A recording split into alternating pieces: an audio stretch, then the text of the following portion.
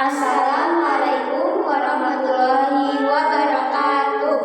Perkenalkan, kami dari kelompok 2 yang beranggotakan saya sendiri, Nur Najla, saya Risalatul Iman.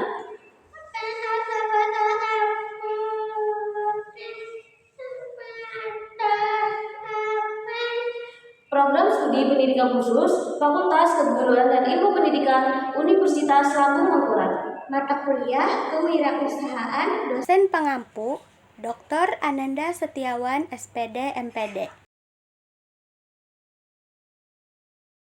Teori pasar. Pengertian survei. Apa sih survei itu?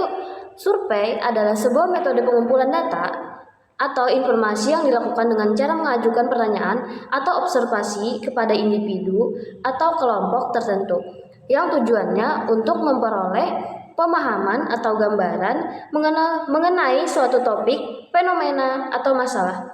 Survei biasanya dilakukan dengan menggunakan kuesioner, wawancara, atau formulir lainnya.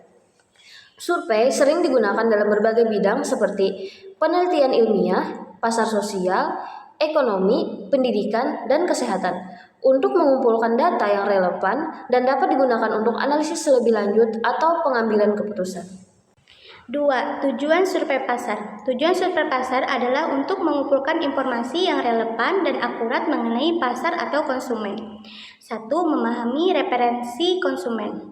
Mengetahui apa yang diinginkan, dibutuhkan, dan diharapkan oleh konsumen dari suatu produk atau layanan yang ditawarkan. 2. Menilai kepuasan pelanggan. Mengukur seberapa puas konsumen terhadap produk atau layanan yang sudah ada untuk meningkatkan kualitas atau perbaikan. 3. Menganalisis potensi pasar. Mengidentifikasi potensi pasar untuk produk baru atau yang sudah ada, serta mengevaluasi apakah ada peluang untuk ekspansi. 4. Memahami perilaku konsumen. Mengetahui pola pembelian, kebiasaan, dan faktor-faktor yang mempengaruhi keputusan konsumen saat membeli produk atau layanan.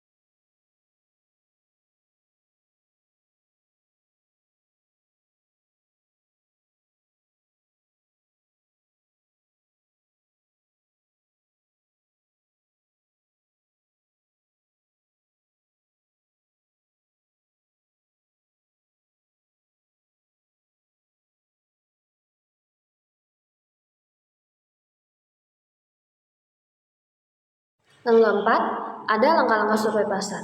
Yang pertama, menentukan tujuan survei seperti tentukan secara jelas apa yang ingin dicapai dengan survei pasar. Apakah untuk memahami kebutuhan konsumen, mengevaluasi kepuasan pelanggan, menganalisis pesaing, atau mengidentifikasi potensi pasar untuk produk baru. Tujuan yang jelas akan membantu memfokuskan pertanyaan dan metode yang digunakan dalam survei. Yang kedua, menentukan target responden. Identifikasi siapa yang akan menjadi responden survei, seperti target audiens dapat terdiri dari konsumen potensial, pelanggan yang sudah ada, atau bahkan pesaing di pasar.